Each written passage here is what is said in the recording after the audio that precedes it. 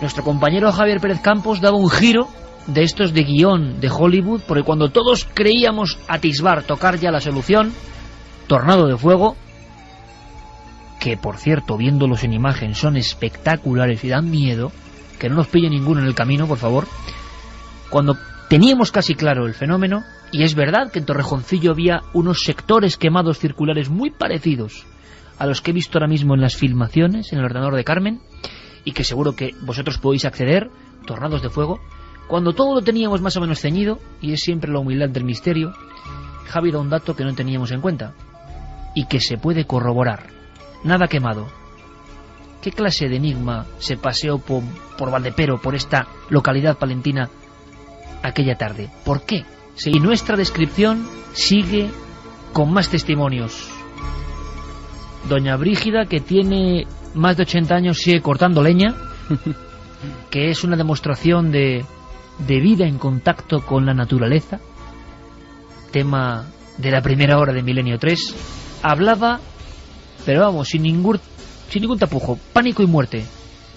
Pánico entre las gentes, escondiéndose bajo tierra, y muerte porque hay alguien que no sé qué pasó con él. Javi, ¿cuál es su historia? ¿No pudo escapar a tiempo? No, el pobre Tomás Pastor, un joven de 16 años, se encontraba en medio de la era cuando todo se desencadenó, cuando él vio aparecer aquello prácticamente sobre su cabeza. Él no tuvo tiempo para correr, estaba con su padre. Entonces Tomás Pastor corrió a refugiarse a un corral cercano junto a su padre. Imagínate, su padre estaba agarrado a un carro que tenía 2 mulas. Las mulas, al ver aquello, se asustaron tanto que echaron a correr y salvaron la vida de aquel hombre, porque aquel corral se vino abajo y acabó con la vida de su hijo. Aquí tenemos a otro de los mártires del misterio españoles, que hay unos cuantos. Fenómenos extraños, más o menos comprensibles, han dejado vidas con nombre y apellidos en el camino, en la cuneta. Tomás Pastor. Su recuerdo, por supuesto, aún flota por el pequeño pueblo de Fuentes de Valdepero. Pues muy asustadas todas, cuando ya vimos que eso, pues ahí a ver, pues les ha pillado que a un chico le ha matado, pues se cuenta la familia, y de Valencia se despobló. Estaba estudiando la calle, los frailes y todo, un chico joven, y, horroroso. Estuvimos, yo creo que todo el pueblo, unos días, pues claro, como sobrecogidos, y ay, Dios mío. Antes de saber más de la muerte, Javi, importante, ¿hubo comisiones de científicos, investigadores, personas del gobierno, militares, que llegaron a Fuentes de Valdepero para saber por qué ahí, solamente ahí? No, lo más que llegó fue la ayuda de los bomberos de Palencia, del gobernador, de gente importante que llegó un poco allí a compadecer a la gente, ¿no? Y a estar con ellos durante las horas siguientes. Ayudó un poco también a alguna gente a reconstruir el pueblo, pero aquello, por lo menos no hay constancia aún hoy de que allí hubiera alguien que investigara aquello. Ni explicación, por supuesto. No, por supuesto que no. Y volviendo un poco otra vez, si me permitís, al tema del fuego que no quema, entre comillas, hay una historia que acabo de recordar que me contaban también.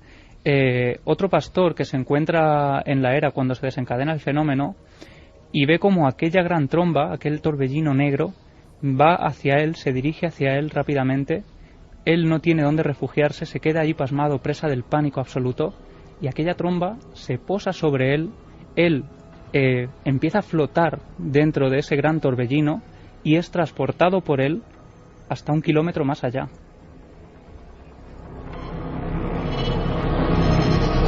Que entra dentro de la posible lógica de un fenómeno que ha logrado arrancar una fuerza importante de aire capaz de transportar, claro, vigas, casas, personas. Ahora, salir con vida.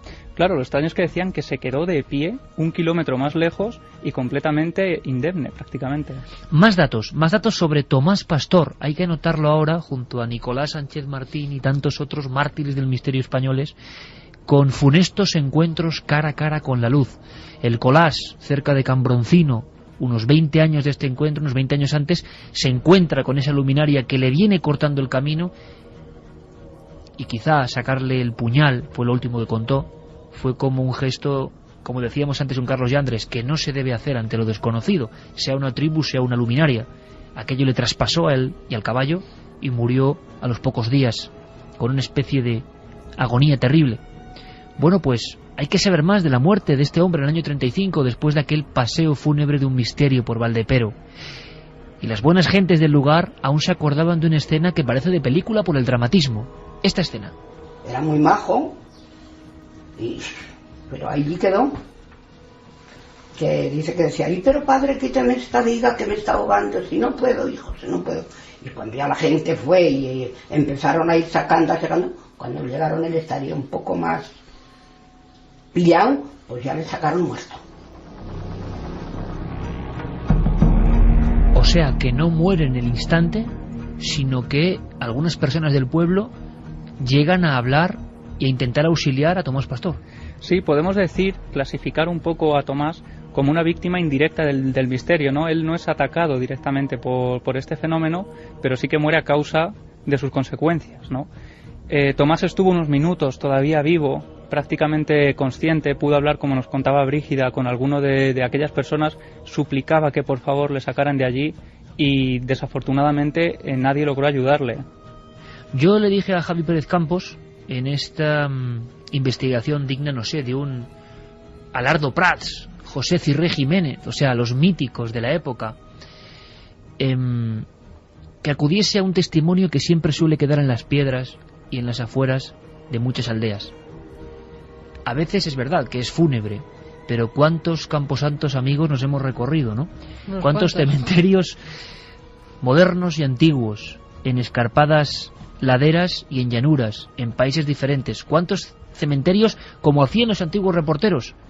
Porque a veces cuando falta una foto, cuando falta una partida de bautismo o de muerte, suele estar la tumba. Y la tumba a veces es la última parada de una investigación. Y cuando el investigador en solitario llega allí, se da cuenta de que el trayecto ha tocado a su fin. Pero que eso era realidad rotunda, que eso no es fantasía, aunque luego se fantasee en generaciones posteriores sobre una cosa tan inexplicable y que nunca se ha vuelto a dar. El misterio tiene este vínculo fuerte con la tradición oral, pero hay que acudir a todas las fuentes. Ninguna fuente es tan poderosa para el investigador como el cementerio.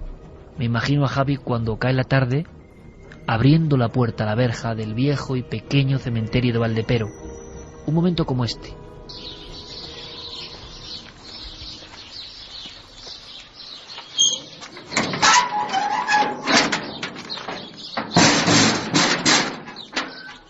Abres la puerta, se oyen los pájaros.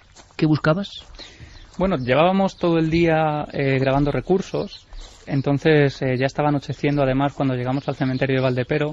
Los chicos se quedan fuera grabando recursos también de Valdepero desde fuera, ¿no? Desde la lejanía. Y allí estábamos buscando desde luego la tumba de Tomás Pastor. En las entrevistas previas había preguntado a todos los testigos y a la gente con la que habíamos hablado si por favor nos podían indicar dónde estaba esa tumba. Y bueno, bien por desconocimiento, bien por respeto, ¿no? Porque la gente, hay personas que lo tienen todavía muy presente, aunque hayan pasado solo nada más y nada menos que 76 años, hay gente que sigue teniendo el dolor y el recuerdo de aquella muerte. ¿Y el miedo? El miedo, por ¿Al supuesto. fenómeno? Sí, y siguen recordándolo tal y como estaban. De hecho, Brígida se nos emocionaba cuando recordaba cómo veía venir todo aquello. Entonces, bueno, nadie parecía querer decirnos dónde estaba la tumba, nos decían que incluso estaba todo ya muy viejo, que había pues moho, que las tumbas incluso habría que limpiarlas un poco porque eran muy viejas ya, imagínate, año 35. Entonces yo me adentro en el cementerio, llego casi a la tapia del final e imagínate la cara que se me queda cuando una de las primeras tumbas que miro hacia abajo, una gran losa de piedra donde la única palabra legible a simple vista era tromba. Se refería a la tromba de fuego. Así es, cuando ya nos arrodillamos, ¿no? y analizamos la tumba y lo que ponía ahí, aquí yace Tomás Pastor, víctima de la tromba del año 1935 a la edad de 16 años. Es decir, imagínate totalmente impresionados después de haber estado husmeando y buscando y rescatando esta historia, cuando el último momento es plantarte ante la tumba de la única víctima mortal de este extraño misterio.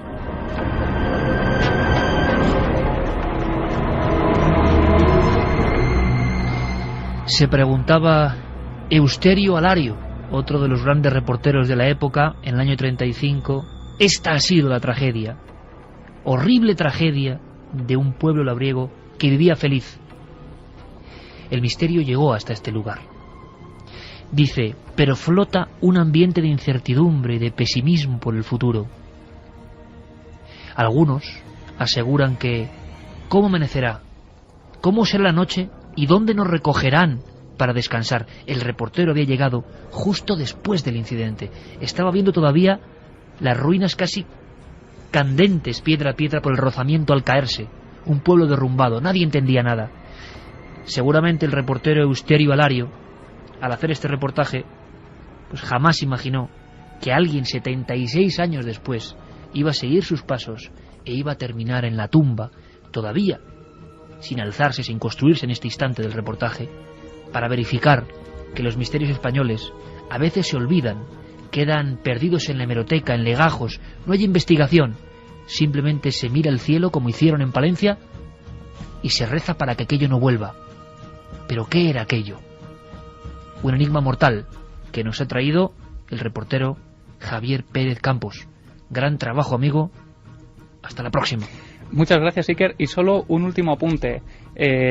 Imagina cuando llegamos también al lugar donde comienza el fenómeno, una gran explanada verde con varias paredes desperdigadas de adobe, alguna puerta, y de pronto casi tropezamos con una piedra que llega a la altura del tobillo, nos agachamos y era casi un homenaje a todo aquello.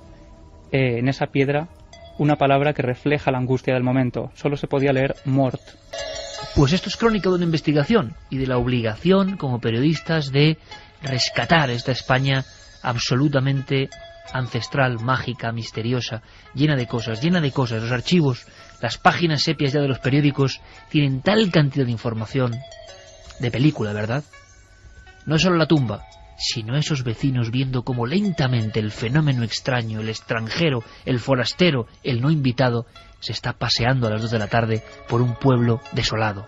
Ha caído la noche en el día, todos signos para algunos del fin del mundo, claro, ¿qué iban a pensar? Ahora bien, ha pasado tanto tiempo y solo podemos rodear el fenómeno con hipótesis. Solo el origen, solo el epicentro de este misterio sabe quién era y por qué llevó la desolación a un pequeño pueblo de Palencia que, eso sí, ha sabido levantarse y vivir feliz, pero siempre con ese recuerdo. No todo es lo que parece. Milenio 3, Cadena SER. Iker. Jordan nos dice, creo que para saber si fue un tornado habría que investigar si se produjo un incendio forestal, que es la base de estos tornados. Aparte de que es muy extraño porque los tornados de fuego se consumen rápido. Por cierto, Javi, ¿hubo algún incendio forestal que se sepa en ese momento para generar el fenómeno? No, prácticamente ninguno, y tengamos en cuenta la hora, la estación del año. Si ese fuego hubiera quemado, todo lo que estaba seco habría salido ardiendo, ¿no? Anaís Pascual nos decía, hola amigos, enhorabuena por vuestro programa, como siempre. Yo recuerdo que mi padre, cuando estaba de nómada en el Sáhara, una vez de patrulla sufrió algo parecido a lo que contáis.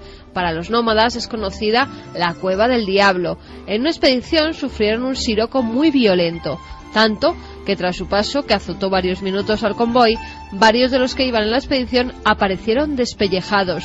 Todos hablaron del fuego que salió de la Cueva del Diablo. Puede que la arena azotase con más fuerza, pero sinceramente hace mucho que mi padre no comenta nada acerca de este tema. La cueva es casi un tabú. Todos dicen que allí, además de murciélagos, había algo más, una huella de un pie inmenso, de gigante, y una sensación de desazón incomparable. ¡Qué maravillosa historia en tan solo unas pocas líneas! Maxi dice que es de Gerena y que lo del toro calcinado de la Calera, posiblemente por un ovni, se sabía en todo el pueblo, pero desangrado por un ciclón.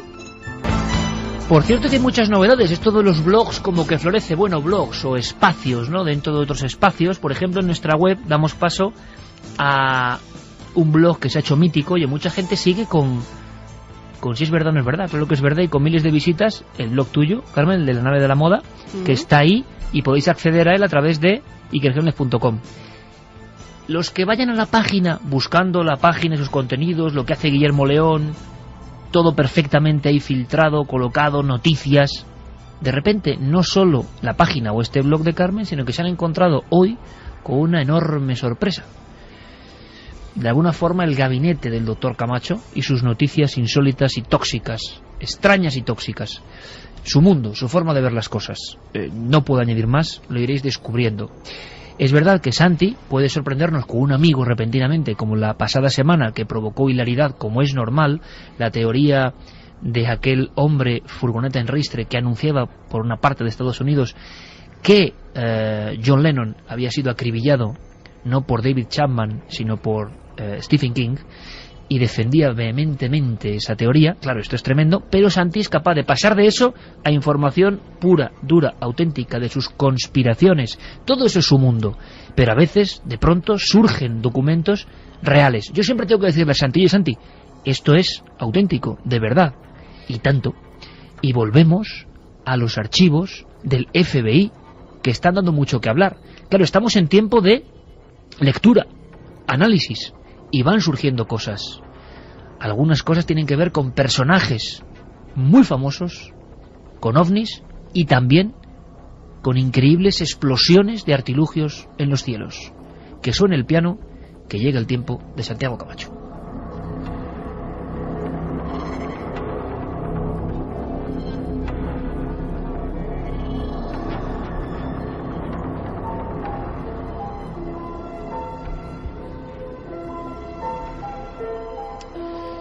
Pues sí, el Acta de Libertad de Información norteamericana nos está dando unas semanas de absoluto gozo, cuando no delirio, a los aficionados a los temas conspiranoicos.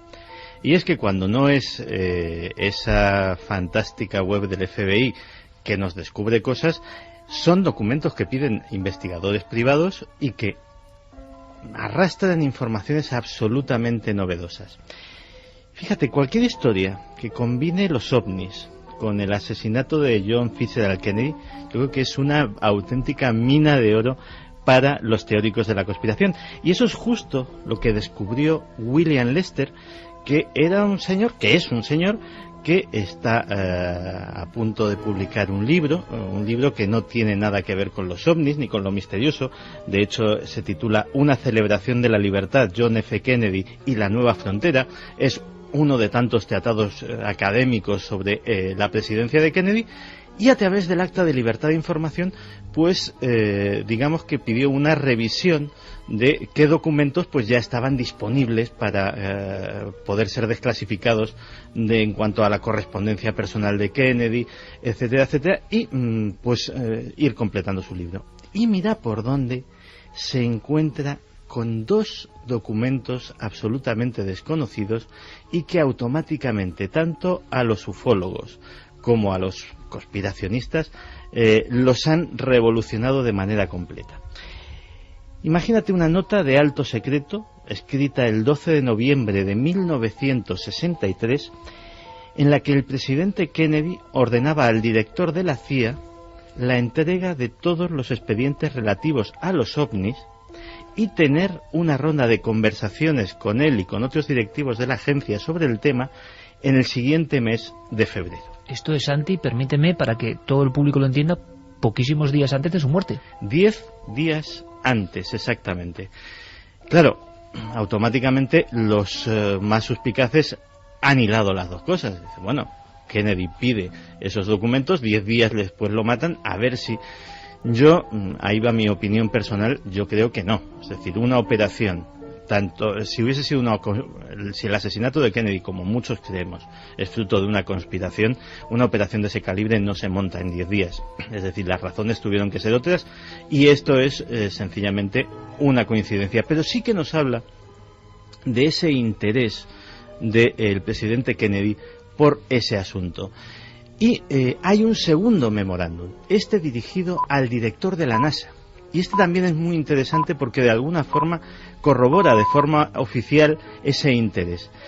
En ese memorándum le solicita al director de la NASA que tenga la máxima colaboración o el máximo espíritu de cooperación con los soviéticos sobre el tema de los no identificados y otras actividades espaciales. Y se razona. Dice, bueno, vamos a ver, ellos y nosotros estamos viendo cosas, lo cual confirma el hecho, estamos viendo y detectando en nuestros radares cosas desconocidas, cosas que en un momento dado podrían ser interpretadas como una invasión del espacio aéreo, como un ataque. Vamos a ver, no sea que tengamos un incidente grave por error y si nosotros detectamos algo, pedimos información, si ellos lo detectan, nos la piden a nosotros, no sea que efectivamente tengamos un disgusto pues porque aparezca media docena de objetos que no son ni suyos ni nuestros y ello despierte la alarma. Fíjate que eso iría a colación de un documento que salió hace cosa de 10 años. Hace cosa de 10 años salieron dos documentos. Uno de ellos una presunta versión del discurso que iba a dar Kennedy en Dallas y que decía el documento apócrifo que básicamente iba a versar precisamente sobre, o lo iba a mencionar profusamente, el tema de los ovnis y su intención de dar a conocer toda la información que tenía el gobierno al respecto. Ese presunto discurso siempre ha sido muy discutido y a día de hoy, con toda la seriedad del mundo, solo se le puede dar la categoría de apócrifo.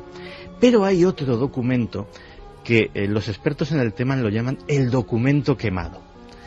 El documento quemado es un documento que aparece en 1990, concretamente de manos de Timothy Cooper, que es un ufólogo norteamericano, que dice que lo recibe de una fuente anónima de la CIA. Se llama el documento quemado porque está quemado, es decir, está chamuscado. El documento, según la versión de este informante anónimo de la CIA, fue rescatado literalmente de una hoguera donde personal de la agencia estaba quemando información que no querían que ni siquiera que pasase a los archivos, es decir, que desapareciese para siempre. Este hombre sacó esta hojita y se la pasó a Timothy Cooper. El contenido de la hojita venía a decir lo siguiente. Venía a decir que Lancer era el nombre en clave que tenía para la CIA Kennedy, había solicitado información sobre nuestras actividades y eso no se podía consentir de ninguna manera. Ese, digamos, es el párrafo más relevante al respecto. Y luego había una serie de veladas alusiones que sí que hacían referencia a que esto podía tener que ver con los ovnis. El documento quemado, a pesar de ser muy controvertido, sí que ha pasado toda una serie, digamos, de pruebas periciales en cuanto a papel, tipografía, tintas, etcétera, etcétera, y las ha pasado todas con éxito. Curiosamente encaja con esta nueva información y bueno, es un capítulo más dentro de lo que sería el asunto Kennedy y los ovnis. Pero hay más, ¿no? Hay una historia de una explosión de un objeto volante no identificado. Claro, luego nos vamos a esta bóveda, maravillosa bóveda informática que nos ha abierto el FBI. Hay que hablar de Capilla Sistina ya, de información, por lo menos. Es una Capilla Sistina de la información absolutamente virtual, pero no por ello menos jugosa, y en la cual nos hemos encontrado otro documento que desconocíamos. Un memorándum firmado el 4 de abril de 1949, en lo cual un agente del FBI informa a sus superiores de que varios policías y oficiales de las Fuerzas Armadas habían sido testigos de una extraña explosión en el estado de Utah.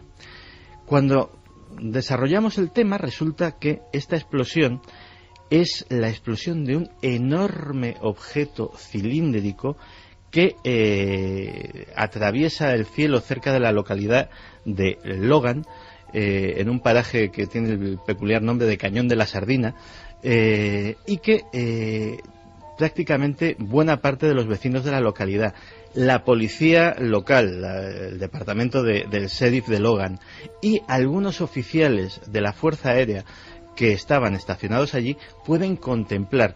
Incluso se habla de que se podía intentar incluso triangular el lugar sobre el que tuvo lugar la explosión para ver si hay algún tipo de restos. Este memorándum está archivado en la zona de platillos voladores de esta bóveda ya no secreta del FBI y es uno de los documentos pues posiblemente menos conocidos o que aportan un conocimiento de un caso que no conocíamos con respecto a esos misteriosos años 40 en los que empezó el fenómeno ovni como los conocemos ahora. O sea, Santiago, otro UFO crash, otro supuesto platillo volante o objeto que explosiona y del que no teníamos idea hasta este documento.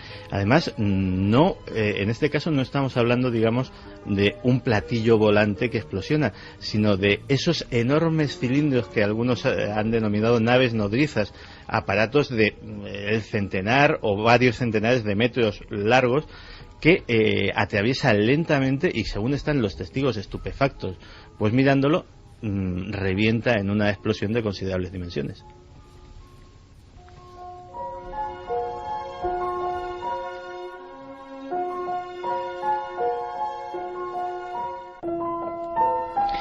Bueno, pues la CIA sigue arrojando información que es muy interesante, que está siendo analizada y, por supuesto, Santiago siempre dará buena cuenta de ello. Es raro un detalle, Santi. Antes de hablar de un tema ahora que da bastante miedo, hay unas imágenes tremendas de una niña encadenada.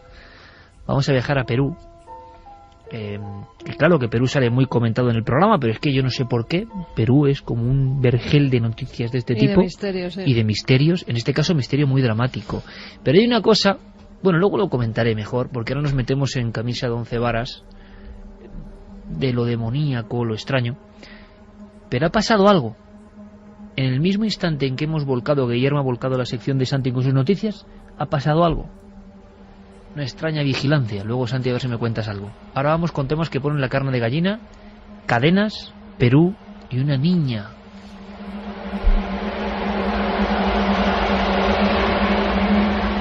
Creo que incluso hay sonidos que podían ser el inicio de esta historia absolutamente terrorífica. Bueno, pues si quieres pasamos a escuchar a esta niña de 16 años. Se llama Blanca Giovanna y vive en la ciudad de Jaén, en Perú.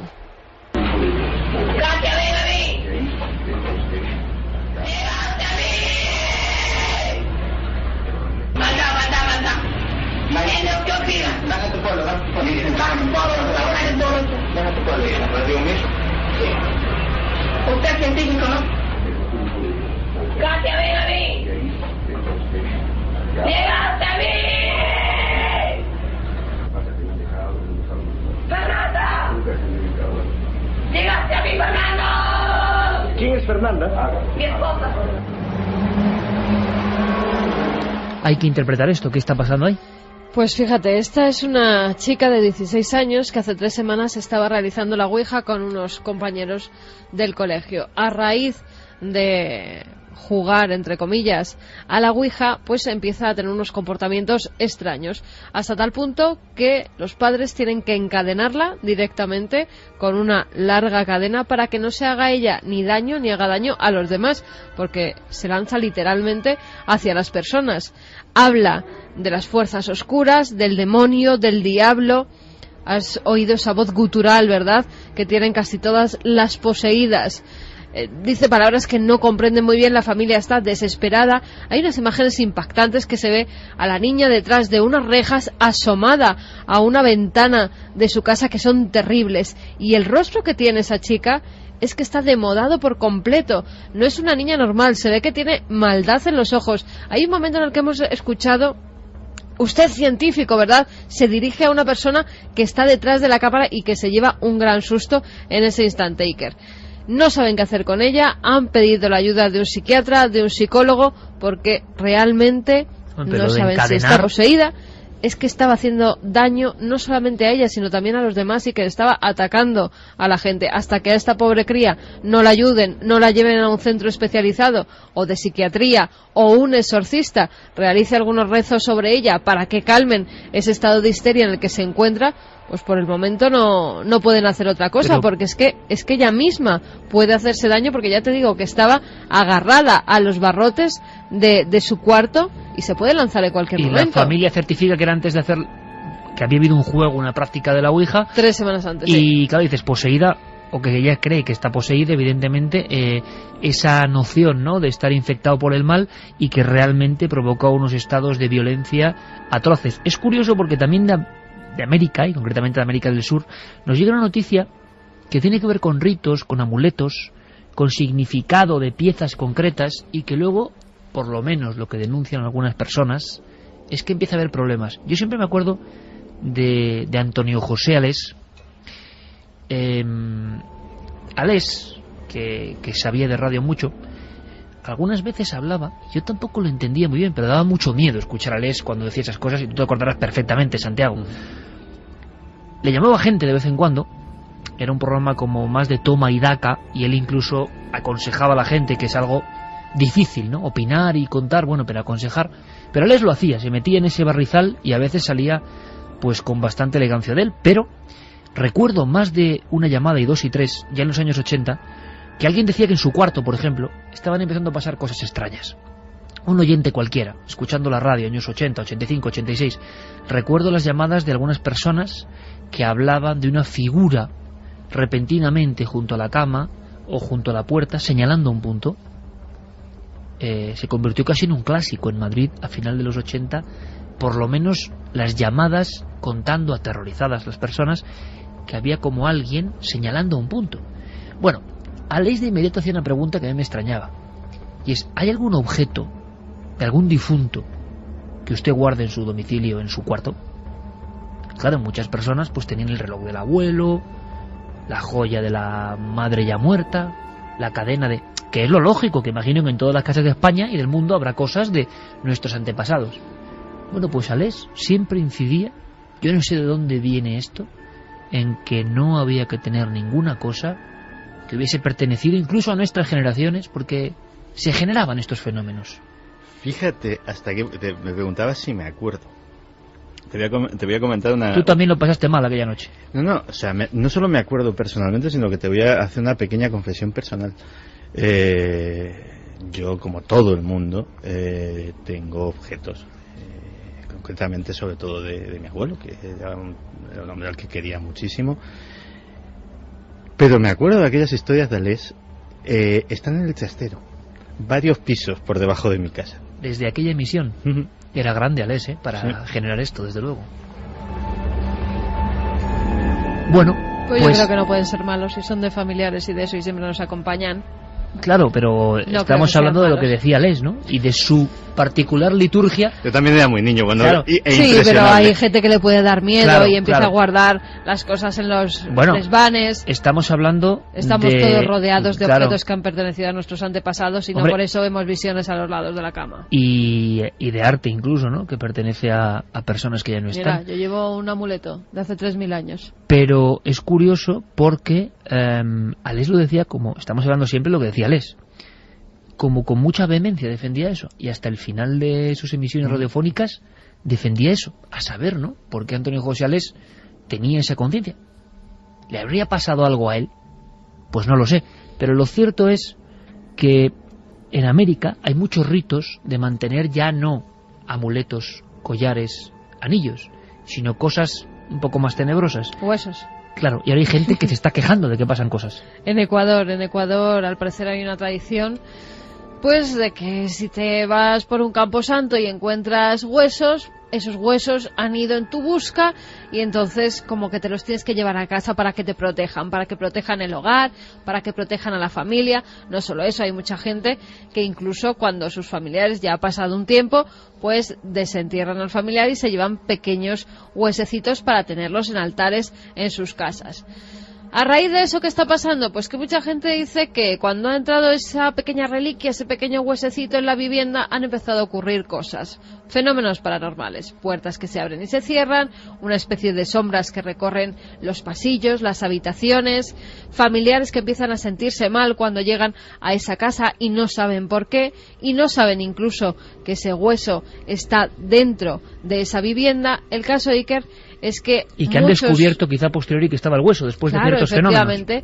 Muchos de ellos lo que han decidido es coger esos huesos y volver a la tierra, volver a enterrarlos, darles, en este caso, un entierro justo, digámoslo así, rezando unas oraciones para que esos espíritus, pues al parecer se calmen. Pero recordemos también que desde la Edad Media, pues las reliquias de santos han estado por todas las iglesias y por muchas casas, por muchas viviendas. Era muy normal tener esos relicarios en los que había pequeños huesecitos de santos, ¿verdad?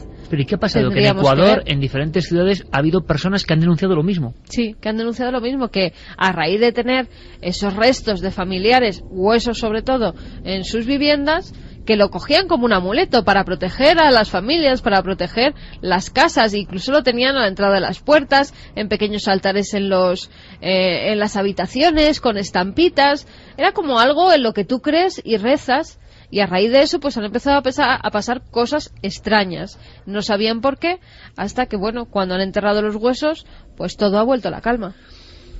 Esto desde luego nos da una idea de en un futuro, Santi, hacer un programa casi igual como Alex, ¿no? Porque igual hay mucha gente que ha tenido fenómenos y que cree que hay esa relación, bien para desmitificar o bien para no. Pero me ha gustado mucho eso de cómo afecta la radio, ¿eh? La radio es capaz de modificar nuestras vidas, así que, como bien decíamos, que no haya ningún miedo, porque yo creo que convivimos con objetos que son de difuntos desde siempre, ¿no? Ahora, mira que era pillo aquí, en el buen sentido, del amigo Alex, que dijo, voy a hacer una noche de miedo y va a salir la gente, pero por peteneras, vamos. Y el ejemplo está aquí. A mí me impresionó mucho también, ¿eh? Había una historia de un reloj, de estos relojes que se abren, y con una foto del abuelo o algo así, y que la persona que lo tenía le había pasado como estos de Ecuador, exactamente. Mira, te voy a enseñar una cosa ahora mismo en el ordenador que también te va a impresionar. Ha sido un descubrimiento muy reciente, de hace unas horas. Una araña gigante. Una araña gigantesca. Una araña que además tiene 165 millones de años, que han encontrado en un fósil. Es una araña dorada de seda, o néfila, así se llama. Lo han encontrado en Mongolia, Iker, y solamente las patas miden 15 centímetros. Wow. O sea, cuando ves la imagen, eso te lo encuentras en casa y sales de tu casa corriendo. Yo, por lo menos. La tarántula Goliat es la más grande que conocemos en la actualidad. Y esta es como 3 veces más grande que la tarántula Goliat. Bueno, pues ahí está. La arqueología poniendo terror y poniendo muchas fobias, yo creo que al límite. Vamos a saber qué pasó tal día como hoy. Vámonos con las efemérides. Una noche como esta. Incluso en Milenio 3 es la sección La correspondencia del tiempo pasado, que hace siempre nuestro compañero Carlos Largo.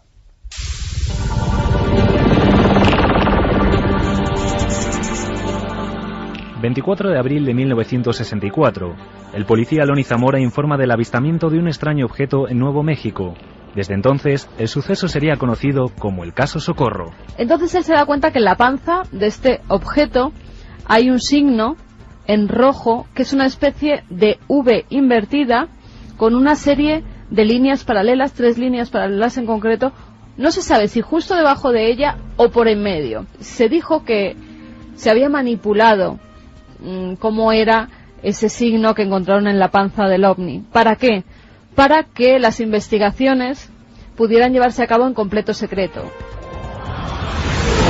24 de abril de 1967, el cosmonauta Komarov fallece tras múltiples problemas en la Soyuz 1. Su cuerpo acabó totalmente carbonizado.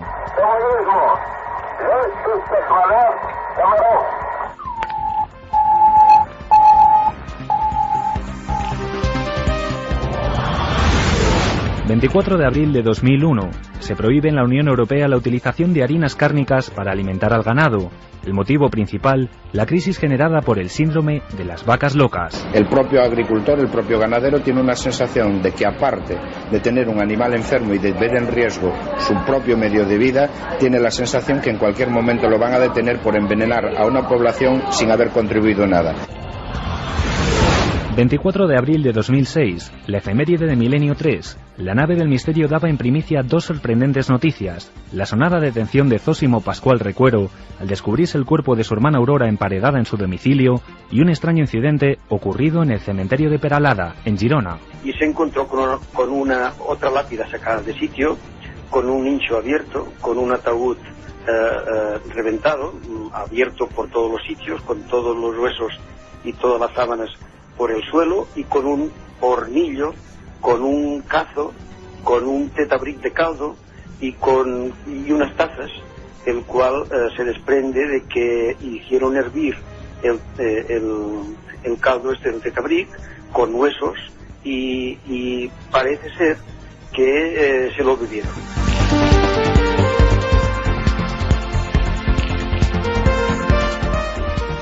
Historias de nuestra propia historia incluso, ya lo decía. Vaya casos, vaya incidentes. Por cierto, hay uno que realmente parece también anacrónico, digno de la crónica de Carlos Largo. Decían que el último bandolero, si no recuerdo mal, si mi memoria ya un poco encasquillada no me falla, era Pasos Largos, ¿no? El bandolero aquel de la serranía. Ahora dicen que hay otro, que ha habido otro. Antonio Manuel Sánchez Corral, así se llama. Buen nombre. 40 años. Sánchez Corral. Le llaman el Lute de la serranía, porque dicen que este hombre que es terrible. Vivía oculto, además, fíjate la zona que está muy de moda por el Corazón, el Bosque, Ubrique, bueno, pues por toda esa zona, bueno, ¿no? Entonces ya empiezo a entenderlo. Si vivía por la zona de Ubrique. El Jesulín, la College, bueno, y en medio este tipo. Este tipo Bueno. que al parecer tenía 2 tiendas de campaña, tenía 8 perros alrededor de esas tiendas de campaña, a los cuales tenía entrenados por si se acercaba alguien que atacaran. Pero no solo eso. Tenía medio secuestrada a una niña de 14 años que decía que era su mujer. Y además se dedicaba a plantar marihuana. Angelito. Que fumaba y que además pues vendía, hacía trapicheos con la marihuana que plantaba. Las tiendas de campaña las iban moviendo para que no le pillaran, a veces se escondía en cuevas y también senderista o pastor que veía, lo atracaba. Madre mía. Cuando no iban por ahí senderistas, pues se bajaba, por ejemplo, la gasolina del bosque y también la atacaba. Pero vamos a ver, aquello, como decía Fernández Girbal, ¿no? Historia de los bandoleros españoles, o de los bandidos españoles, había como una mítica, ¿no? Ahora ves esto de las tiendas de campaña, la marihuana y no sé qué, y no sé, se desmenuza, se cae. El bandolero porrero. Es la cultura del low cost que ha llegado al bandolerismo. Esto ya no es lo que era. Absolutamente bueno, deprimente. pues no, en serio, le han pillado porque tiene varios delitos, ya hizo otras cosas por las que estuvo condenado en Oviedo, al parecer estaba prófugo de la justicia y al final le han pillado casi con las manos en la masa. ¿Qué dirían Tragabuches, el Pernales y todos los míticos, no? Se echarían las manos a río. Ahora mensajes. Vamos con los ganadores, Iker, de estos 3 libros, la trilogía de Santiago Posteguillo, Las Legiones Malditas, está publicados por Ediciones B. Ya digo, van a tener lectura para rato, para 5 o 6 años, sí. Ahí está. Uno es para Sergio de Madrid, que nos decía: formo parte de ese 40% que estaría dispuesto a vivir en una tribu perdida, desligarte de ataduras tecnológicas, necesidades prefabricadas y egoísmos maniqueos suponen un paso vital muy interesante. Además, el poder acceder a un universo de conocimiento olvidado por la civilización moderna me resulta muy atractivo. Eso sí, con billete de vuelta, por si acaso. Y dedico este programa, lo dedicamos, Carmen, a todos los amigos camioneros, a todos los amigos de la rosca, a todos los taxistas, a todos los transportistas, a toda la gente que ahora mismo circula a 4 ruedas. Hay todo un universo que íbamos a intentar diseccionar, paso a paso. Encuentros con seres, figuras detenidas en el arcén. No hablamos de los típicos casos de chica de la curva, no, sino de otra cosa. ¿Habéis oído hablar de esas historias de una densa niebla y de repente el vehículo aparece en otro punto muy lejano? Le voy a pedir, estamos aquí todos, por cierto. 4 ruedas, 4 en el equipo. Carmen, Alberto Granados y Noel Calero. Hoy en vez de mandos tiene un volante. Hoy nos metemos todos en situación. El equipo de producción de la cadena SER ha vuelto a las andadas, en el buen sentido. Tenemos dramatización. Luego vamos a intentar conocer la verdad de esta historia. Yo, por supuesto, como siempre, he recreado y dramatizado. Hemos cogido quizá el peor de los casos. Puede ser. Hace un tiempo investigué en un libro que se llamó La Noche del Miedo unos sucesos ocurridos en un punto concreto de la Nacional 5, a su paso por la base de Talavera la Real. Con todos los testimonios que recogí, con fragmentos de uno, ideas de otro, hemos intentado componer la biografía de un personaje que allí conocen como la Portuguesa. Hay quien habla de una mujer atropellada. Hay quien habla de una visión de una especie de mendiga con un niño en brazos que se cruza en mitad del camino. ¿Habéis oído hablar de estas historias? Carmen, antes de escuchar la dramatización, de meternos en 12 minutos de auténtica tensión, abrimos líneas. Claro que sí, que hay líneas abiertas en esa vía de contacto 7640, palabra clave Milenio, espacio y como siempre lo que queráis.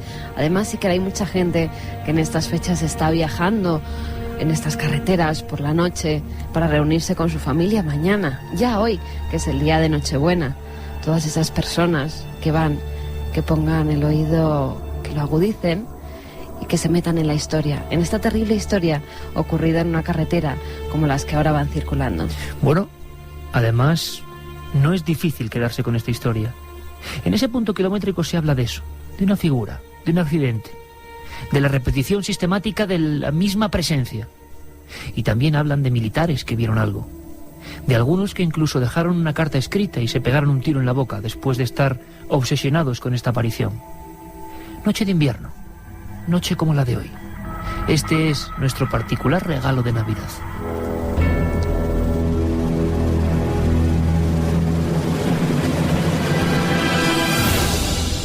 ¿Has visto eso? ¿Qué? ¿Qué ha pasado? ¿Qué pasa, Antonio? Mujer, ¿no te has dado cuenta? Estaba allí, junto al árbol. ¿No lo has visto? Voy a dar marcha. No, déjalo, no sigas. Por favor, vámonos de aquí ahora mismo. Pero, mujer, yo he visto algo ahí que... Que he dicho que nos vayamos de aquí, por el amor de Dios. ¿No me estás oyendo?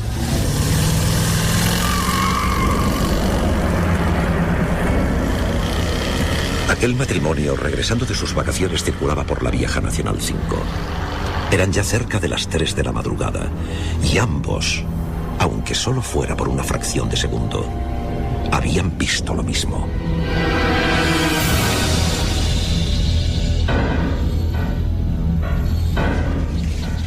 Yo te digo que eso son fantasías. ¿Cómo demonio va a haber una mujer ahí a esas horas bajo la tormenta? Tú lo que pasa es que te habías pasado con el champán. Que no, que ya sabes que no bebo, Ruiz. No me vengas con tonterías. Estaba allí y yo la vi. Estaban mirándonos fijamente, muy cerca del arcén. Mi mujer desde entonces tiene pesadillas. Esa noche se puso muy nerviosa porque la vio como yo. En un primer momento no quiso decírmelo, pero fue al parar cuando le entró la histeria. Yo miré hacia atrás por el espejo y no lo sé. Había algo. Era como un traje blanco moviéndose. Un traje roído, como de mendiga, lleno de manchas. Creo que era una mujer con el pelo mojado. Dios. Lo que no puedo olvidar es la cara alargada, huesuda, acercándose entre la oscuridad. Es algo que no se me va de la mente. No se me va. Caramba, Antonio, no te pongas así. La verdad, yo bromeaba, pero te juro que no quería... Estaba bajo el árbol y juraría que lo que acunaba era un niño. La vi como en un flash, en el momento de dar las largas. Estaba allí, Ruiz, te doy mi palabra que estaba allí y que quería decirnos algo. Pero seamos lógicos. Quizá fuese una vagabunda, alguien perdido en mitad de la lluvia. Tampoco es demasiado extraño. Es que había algo más, algo que no estoy seguro de si es imaginación mía, porque ni siquiera se lo he querido preguntar a mi mujer. Pero vi algo que le caía por las piernas. Algo que me dio la impresión que era sangre. Como si aquella mujer perdida acabara de ser acuchillada o asesinada allí mismo. Durante varias noches Antonio Beltrán no pudo conciliar el sueño. Más de una vez estuvo tentado de coger el coche y acercarse de nuevo a aquel lugar en mitad de la madrugada. Pero al final algo, quizá el instinto, le hacía desistir. A pesar de ese miedo, su curiosidad iba creciendo, al mismo tiempo que el silencio de su esposa se hacía cada vez más profundo y distante. ¿Qué te ocurre, mujer? Te veo muy desmejorada. Nada, tómate el café. Son esos sueños que no me dejan en paz. ¿Sueños? ¿Y qué es lo que sueñas, querida? Tú también lo haces. Me he despertado varias noches y te he visto hablando solo. Es como si los dos estuviésemos soñando lo mismo desde aquella noche. Por favor, basta ya de seguir con esa historia. Lo que vimos fue un simple reflejo. Mira, he leído en un libro que los científicos tienen una explicación para estos efectos.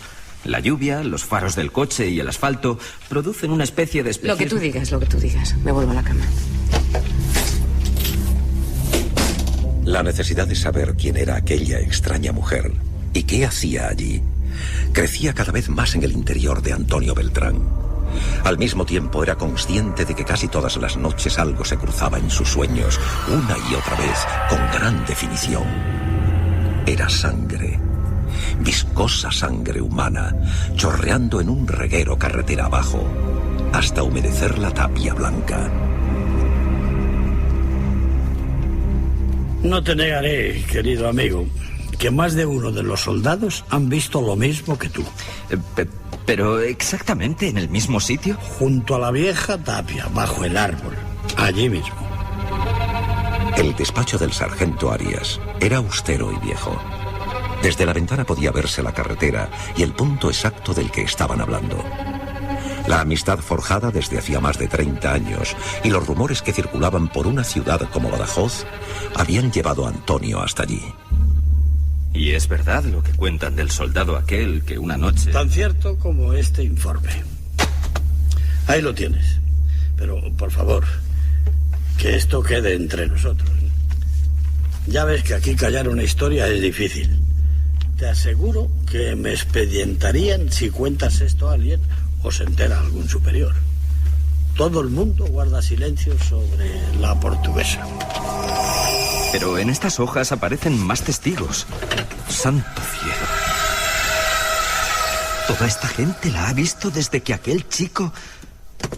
Por cierto, has dicho la portuguesa. Aquí se cuenta una historia muy antigua, quizá de los años 40, de una mendiga que fue atropellada justo ahí. No se encontró el cuerpo ni al culpable. Pero parece que una mujer embarazada no fue socorrida y quedó allí desangrándose con el bebé en las entrañas durante toda la noche. Una noche de tormenta. Eso dicen, una noche de perros. Y desde entonces, toda esa gente que aparece en estos informes ha venido a la base a denunciarnos lo mismo, la misma aparición. Bueno, sobra decirte que todo esto se guarda en ese mismo cajón y de aquí ya no sale. ¿Y esta foto? Dios, ¿esto qué es? Para Antonio fue un gran impacto encontrarse con aquella imagen de una cabeza destrozada, como si fuese una sandía reventada contra el asfalto. La fotografía en blanco y negro, adjunta al grueso expediente, mostraba además el cañón de un fusil que se asomaba como una sombra. José Mateo Cano, 20 años, suicidio. Un tiro en la boca en esa garita que ves ahí. Pegada a la carretera y al árbol. El rincón de la portuguesa, para hablar claro. Sus compañeros nos confesaron que andaba muy nervioso siempre cuando le tocaba hacer guardia allí. A alguno le había hablado de un sonido como una risa que poco a poco se hacía más audible y que salía desde los arbustos del otro lado de la carretera. Al parecer, una de esas noches, llegó a ver la figura de la mujer, con el traje manchado y como flotando, una mujer mayor con una sonrisa, algo que iba avanzando en su dirección. Así hasta que se descerrajó un tiro en la boca. Ahí lo ves perfectamente. Y lo grave es que no ha sido él. Desde el mismo momento en que se construyó esta instalación militar, ha habido gente que la ha visto. Una noche de hace un par de años, 3 soldados abrieron fuego contra una figura que avanzaba en la oscuridad. Y justo antes de aparecerse, también habían escuchado un misterioso sonido, como un llanto.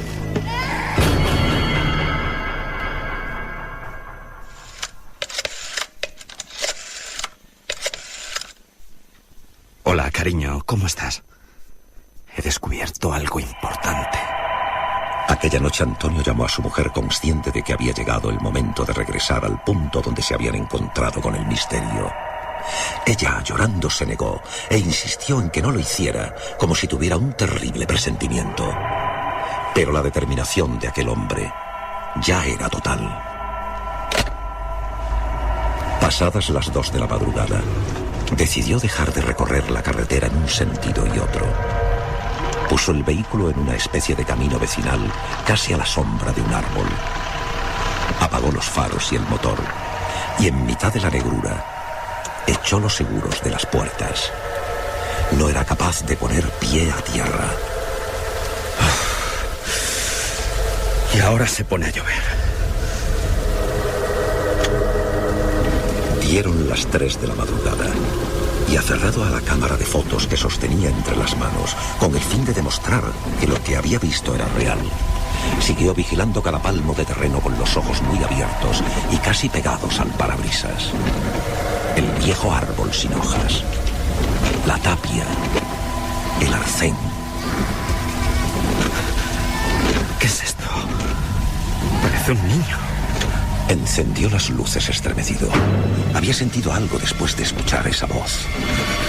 ¿Qué está pasando? Al dar las largas y enfocar el viejo muro, se dio cuenta de algo muy extraño. En la parte inferior estaba surgiendo algo parecido a una mancha, una oscuridad, una sombra húmeda que poco a poco se iba haciendo más grande. Y entonces las tenazas del miedo, del más profundo terror, le hicieron arrancar el coche. Arranca. Arranca. Era inútil. El motor estaba completamente ahogado y él a punto del colapso. Empujó la puerta con todas sus fuerzas para salir, como si algo interno le dijese que tenía que alejarse a toda costa de allí. Lo intentó varias veces, pero... ¡Ábrete! ¡Ábrete, maldito! ¡Ábrete! Fue entonces al mirar por el rabillo del ojo, cuando sintió un frío subiendo por cada uno de los huesos de su columna. Fue entonces cuando se quedó rígido como una estatua. Notó una respiración helada en su nuca.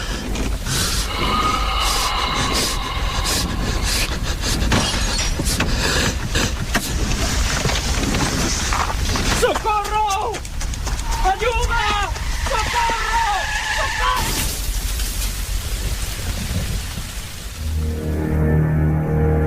Antonio Beltrán vio algo antes de morir atropellado en mitad de la vieja carretera nacional. Algo en el asiento de atrás de su propio vehículo.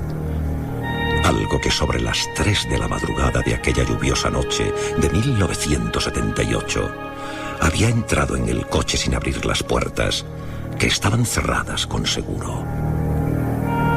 Algo que muchos llamaban la portuguesa.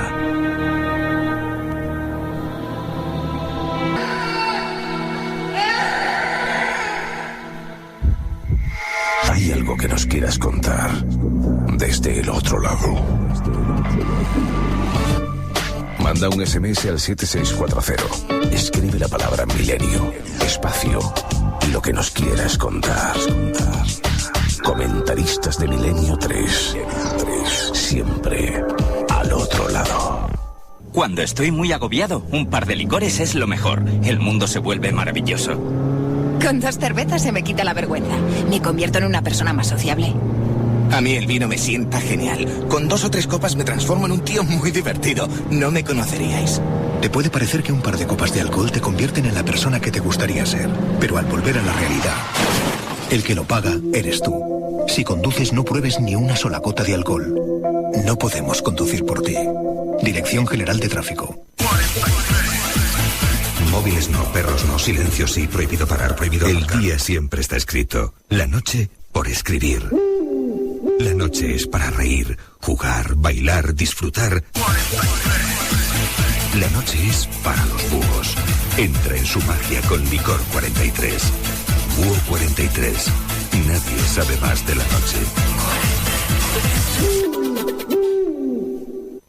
El demonio, un personaje fruto de las creencias religiosas. ¿Una figura producto del miedo y la superstición de una época oscura ya pasada? La respuesta es no. En La Iglesia y sus demonios, la periodista Carmen Porter demuestra que esta figura y su halo de maldad están más vivos que nunca. Editorial Edad presenta La Iglesia y sus demonios de Carmen Porter, una obra que les sobrecogerá. ¿Estás preparado para lo que pueda venir? Milenio 3. Con Iker Jiménez y todo su equipo.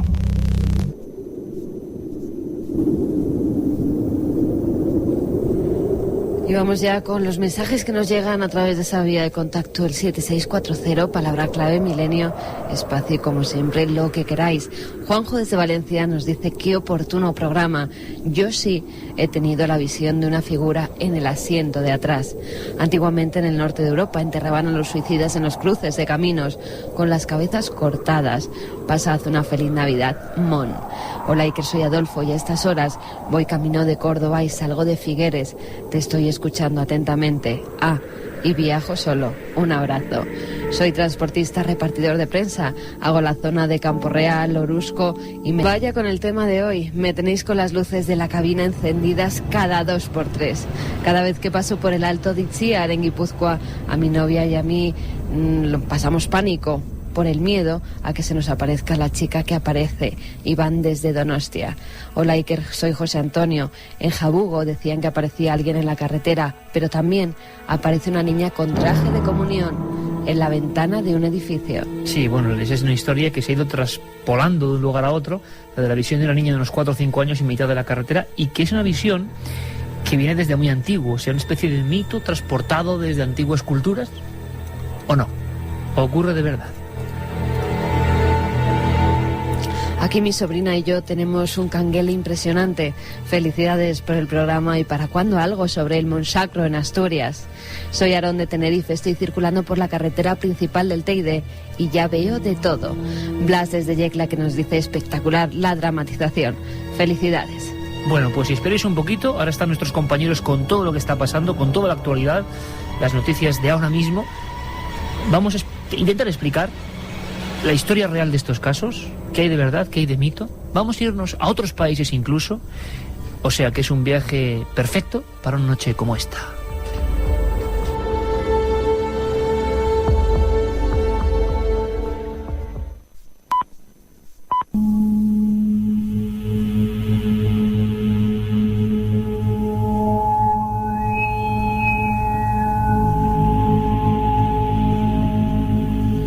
Y 5, regresamos después de la información. Vuelve a cambiar el ambiente. Noel Calero en la nave del misterio, que hoy repetimos, bueno, pues vaga por diversos rincones de España y de todo el mundo, por las carreteras secundarias sobre todo. Nuestro compañero Alberto Granados, que luego nos va a hablar de extraños casos con una densa niebla. ¿Leyenda urbana o realidad?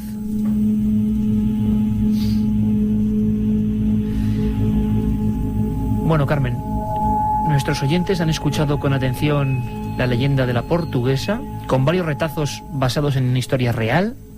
Por cierto, nos están preguntando si pasado mañana, domingo, efectuamos el programa por ser Navidad, y por supuesto que sí, cuarto milenio, además con un tema muy especial, códigos secretos de Jesucristo, código Da Vinci, cena secreta, a la hora de siempre. Y también muchas preguntas sobre la colección de Biblioteca del Misterio, que por supuesto que sigue ahí. Y precisamente esta semana creo que está a la venta en los kioscos, junto con un CD, con un programa especial, el libro Encuentros, donde hablamos de un caso como este. Y mañana Nochebuena también estamos aquí, Iker. Bien, Badajoz y buen amigo de este programa, y que se encargó desde dentro de la base de Talavera la Real de recopilar algunas historias relativas a ese punto concreto, a esa carretera, a ese lugar donde hemos querido recrear nuestra historia. Le escuchamos.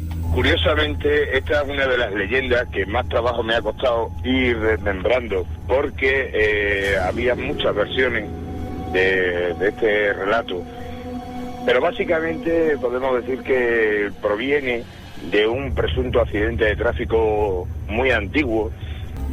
Pero vamos, con sudor y con lágrimas, recopilando una información que suele estar siempre secreta, quizá porque, como decía él, ese incidente de la noche del miedo, esos 3 soldados que disparan contra una figura que se aproxima a ellos con brazos en cruz en mitad de la noche, en ese punto concreto del Nacional 5, la antigua Nacional 5, pues motivó una operación de silencio tremenda. Sin embargo, es curioso que el mito, la historia y la leyenda, muchos años antes, se producía exactamente ahí.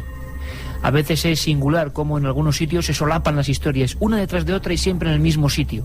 Quizá la clave precisamente está eso, en el sitio. Hay versiones de fuera y versiones de dentro de la base. Hay versiones de personas que han pasado por esa zona de la base de Talavera, de la antigua Nacional Quinta, que va de Madrid a Badajoz, en el sentido de que, bueno, se encontraban con una figura fantasmal, habitualmente vestida de blanco, con una especie de vestido largo hasta los tobillos, sin mucha definición. Eso por lo que respecta a los conductores. Pero por lo que respecta a los soldados de la base, incluso algunos que han llegado incluso a disparar a la figura por puro miedo, y nos consta de forma fehaciente que lo han hecho, esta figura ha llegado incluso a la tapia de la base, digo, a atravesar en sentido literal, desde la carretera hasta el interior de la base, y una vez dentro ha desaparecido. Manda un SMS al 7640. Escribe la palabra milenio, espacio y lo que nos quieras contar. Comentaristas de Milenio 3. Sabemos que siempre hay alguien al otro lado. 2:10. Siempre en directo. La nave del misterio, por cierto, si estáis circulando por esas carreteras, ante todo por encima del miedo de las historias, de que nos contéis vuestros casos, mucha precaución, que estas navidades hay que celebrarlas pues todos juntos. Por cierto que, hablando de eso, de los lugares, ¿por qué los cruces de caminos? Antes un amigo daba una interesante nota un tanto macabra, los suicidas desde el medievo, enterrados, decapitados en esos cruces de caminos, los cruceiros de la Galicia profunda. Tenemos la suerte de contar con otro buen amigo, que es el antropólogo José Luis Cardero, que ha investigado este asunto y el miedo a los aparecidos, el miedo a la noche, el miedo a los caminos. Había una vez un viejo investigador que me dijo: es la prueba del caminante solitario, y me hacía la siguiente propuesta: ir por un camino de noche y encontrarte con alguien que avanza en la absoluta lejanía. ¿Tú qué haces, Carmen? ¿Te apartas? ¿Te das la vuelta? ¿Te cruzas con él? Es una figura sombría que se aproxima. Me escondo. ¿Ves? Es curioso, porque quizás sea un hombre tan asustado, una mujer, como cualquiera de nosotros, pero el entorno, la noche, el hombre es un ser diurno, hace que nos protejamos con ciertas defensas. Sitios marcados, más que por el misterio, por el miedo. Se lo preguntábamos a él. Esos lugares en donde se aparecen suelen ser lugares que tienen unas características especiales, como tú sabes perfectamente. Es decir, son, por ejemplo, los caminos, son las encrucijadas, o pueden ser, por ejemplo, determinados lugares en donde la tierra confluye con el mar, o la tierra confluye con un río, pantanos, es decir, lugares que son que tienen unas características especiales, unas características de límite, ¿no? En los años 70. Tiene casi 30 años, se llama Los hombres de negro y los ovnis. Lo publicó un argentino, bueno, pues siempre divulgador de estos asuntos en su país, Fabio Zerpa, y desgranaba algunos casos que no sabemos tan bien por qué en los años 70 se hicieron célebres, tanto en España como en ese país. Encuentros en la carretera, podría titularse este programa. Encuentros con lo desconocido. ¿Tienen explicación? ¿Son mitos? ¿O todo depende de cómo lo interpretemos? Del miedo que uno puede sentir dentro de un vehículo.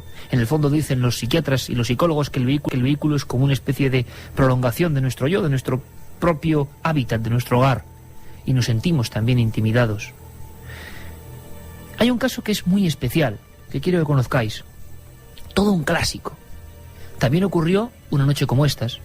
Y estoy seguro que se sienten muy identificados todos los amigos camioneros que ahora mismo nos escuchan en cualquier ruta. En este caso nos vamos al año 1973. En su día se habló del encuentro cercano mejor estudiado de todos los tiempos. La historia de Dionisio Yanca. El domingo 28 de octubre de 1973, Dionisio Yanca emprendió viaje desde la ciudad en la que vivía, Bahía Blanca, hacia Río Gallegos, ya que debía transportar materiales de construcción con su camión.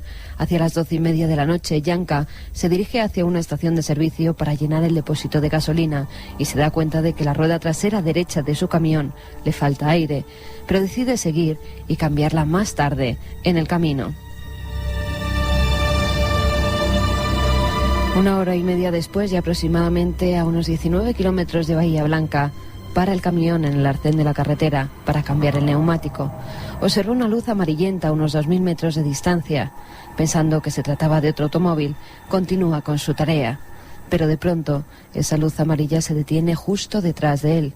Dionisio se queda paralizado y siente que alguien le está cogiendo por la espalda. Cuando logra levantarse, ve a 2 hombres y a una mujer pegados a él y observa cómo le agarran 2 dedos y hacen en ellos un corte. A partir de ahí no recuerda nada más, solo que 48 horas después se despertó en el Hospital Municipal de Bahía Blanca. Posteriormente, y tras ser sometido a hipnosis y después al suero de la verdad, lo que recuerda es a unos seres descendiendo de una especie de haz de luz compacta. Y como es lógico, tras ser visitado por médicos, por forenses y que nadie le dé una explicación a lo que le ha ocurrido, acaba convencido de que es una especie de elegido de seres del cosmos.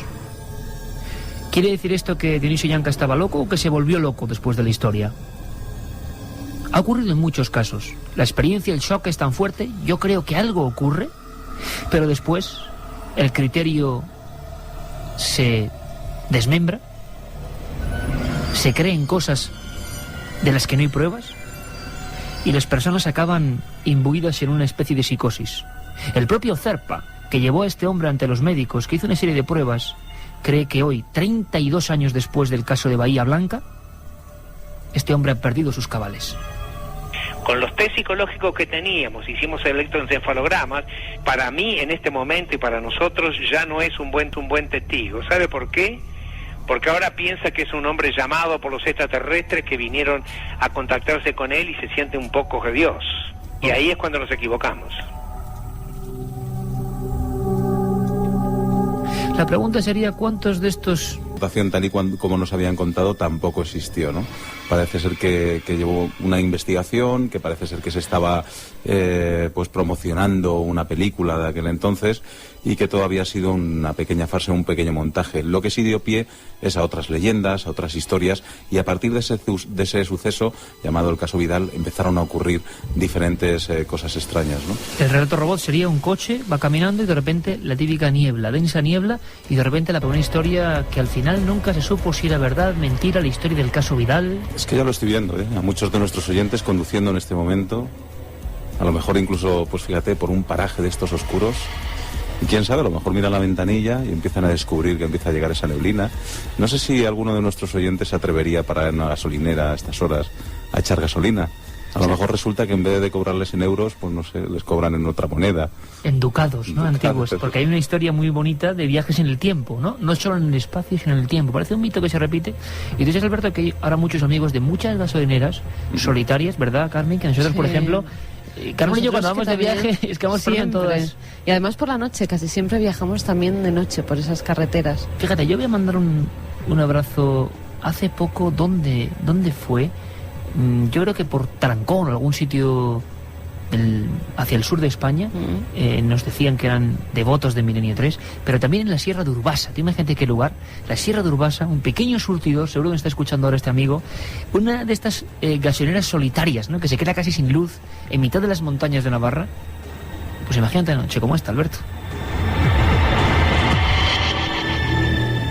Bueno, reportaje ideal para un día como hoy. Sí. Mucha gente está viajando, ¿no? Ante todo precaución, eso sí. Y además, como tú decías antes, siempre la misma historia.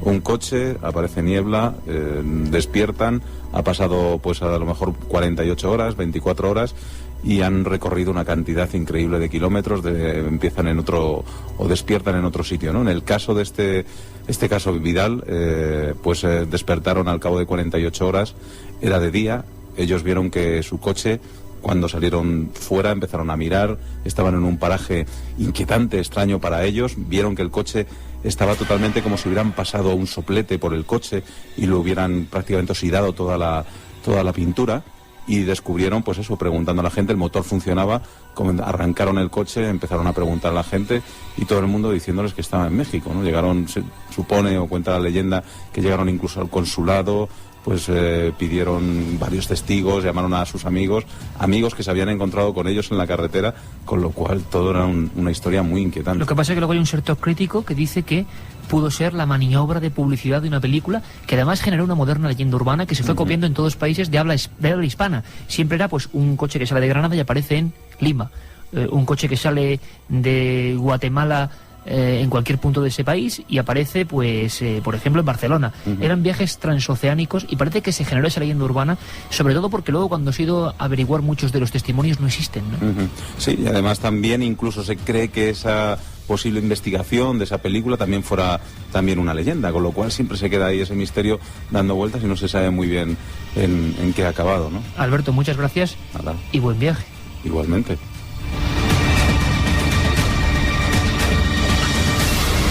Por cierto que hablamos, Alberto Granado nos comentaba que los grandes casos, pues bueno, están ahí y son muy polémicos, pero es que hay algunos que sí tienen nombres y apellidos. Hay algunos que sí tienen nombres y apellidos. Escuchamos a Fabio Cerpa y luego Carmen nos va a contar la historia del que se llamó, misma franja de tiempo, años 70, principios, por qué ocurría esto en esa época, incidente, quedaos con el nombre, Brunelli Porchetto.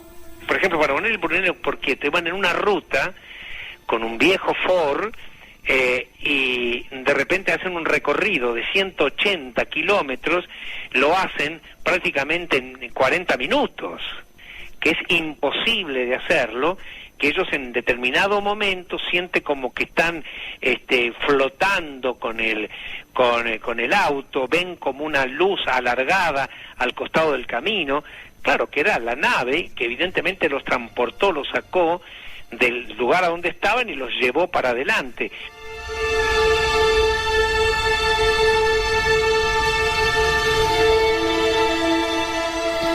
Carmen, tienes ahí el expediente para que todos los amigos en esta noche de viajes y de viajeros lo conozcan. Brunelli Porchetto. El 16 de julio de 1972, Brunelli y Porchiello, que residían en Córdoba, en Argentina, se desplazaban con su coche, un Ford Falcon modelo 68, a la ciudad de Balnearia para asistir a una reunión con viejos amigos. Tras la cena y el posterior baile, donde hay que indicar que no bebieron nada de alcohol, terminó a las 2:30 de la madrugada. Los dos hombres volvieron a coger el vehículo para regresar a su domicilio. Así llenaron el depósito de gasolina y comenzaron a circular por la carretera a una velocidad media de entre 80 y 100 kilómetros por hora. Tras pasar una localidad llamada Arroyito, observaron una potente luz blanca que iluminó todo el entorno. Brunelli divisó algo que le identificó como un objeto en el cielo, pero su compañero le apremió para que acelerara, porque lo más seguro que fuera una tormenta. Eran ya las 3:10 de la madrugada y llevaban recorridos unos 16 kilómetros desde que emprendieron el viaje, cuando a un lado de la carretera observaron una hilera de luces rectangulares de color anaranjado y unos 50 metros de largo. De pronto se dieron cuenta que ya estaban a pocos kilómetros de su destino, pero deberían haber tardado unas 2 horas y habían realizado todo el recorrido, incluso la parada, echar gasolina, las luces, en menos de 1 hora. En ese momento Iker casi no se dieron cuenta, pero el día después comprobaron que el depósito de gasolina pues había gastado muy poco, efectivamente como si tan solo hubieran circulado unos pocos kilómetros. Brunelli además comenzó a sentir un hormigueo en la región lumbar derecha, pero en cambio su tensión arterial, que siempre la había tenido alta, se estacionó. Y es que en muchos casos de encuentros en la carretera se producen alteraciones físicas en los protagonistas, en el conductor. Yo recuerdo uno de los casos que pude publicar en Enigma y en alguno de mis primeros libros, en Gerona, en La Escala, año 97, mes de marzo. 2 policías con 20 años de hoja de servicio se encuentran con una especie de figura muy parecida a la que hemos comentado antes, una especie de silueta negruzca, cabeza bombada, brazos largos, flotando y enmarcada por una especie de aureola o de luminosidad. Uno, Manuel Delgado y Manuel Caballero, uno de ellos se baja del vehículo y quedó seriamente afectado.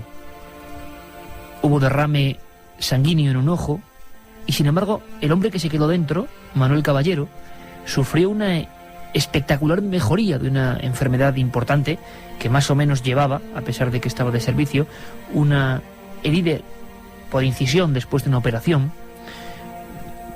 Pues prácticamente se recuperó y todas las constantes cardiovasculares se recuperaron, al menos durante un tiempo. Producto de la emoción, ¿quién era aquel individuo? También ocurrió en la carretera y también se detuvo el vehículo oficial de la policía. Pude encontrar uno de los expedientes por el jefe de la policía de Gerona que certificaba que el caso era real y que creía en el testimonio de los 2 protagonistas. Hablamos de 2 policías españoles, hablamos de no hace tanto tiempo. Y seguimos hablando de más casos que ocurren en rutas, casi siempre, como decimos, carreteras secundarias, casi siempre en lugares donde de repente el paraje se vuelve monocorde, donde no te cruzas con otros coches. Y me gustaría decir 2 características que yo me he encontrado durante mucho tiempo investigando este tipo de sucesos. Por ejemplo, el caso de las 7 villas en Cantabria, donde un hombre circula tranquilamente y se encuentra una especie de figura que parece un payaso, con un gorro, con una especie de capirote, y conforme se va acercando lo que parece es una especie de reo de la Inquisición, que está de repente en mitad de la carretera. Fue un caso célebre que llegó a investigar el Ejército del Aire, aunque luego su proceso no acabó nunca en los archivos oficiales. Otro tanto ocurre con un caso que pusimos aquí en Milenio, el caso del puerto de Alisas, de otra figura, también de aspecto grotesco. Los testigos no ganan nada, al revés, con contar esto. Lo que ganarán es el silencio, el vacío de su comunidad y más aún, imagino, con el descrédito que la televisión ha generado habitualmente con estos temas. ¿Quién va a contar esto? ¿Para qué? ¿Por qué alguien dice que de repente se ha encontrado con eso en un punto de la carretera? Vamos a seguir ampliando perspectivas. Volvemos a conectar con Fabio Zerpa en Buenos Aires para hablar de casos que se pudieron investigar en nuestro país, en España. Hay un caso también de un médico madrileño que yo investigué también, que prácticamente hace Sevilla y Madrid, lo hace prácticamente en 40 minutos, y estoy hablando de 20 años atrás, o más quizá.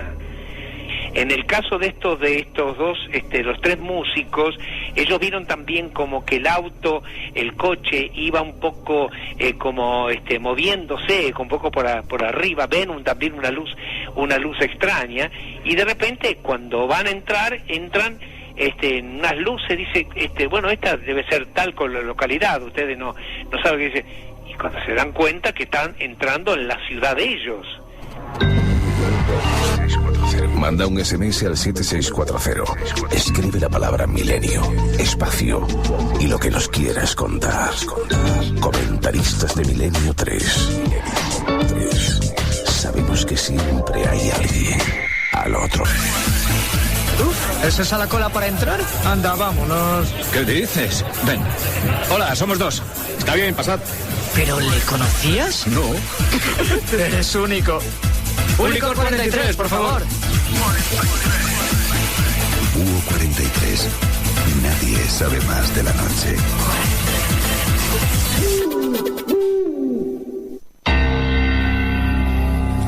Sientes la necesidad de contactar con alguien del otro lado. Milenio 3, Cadena SER.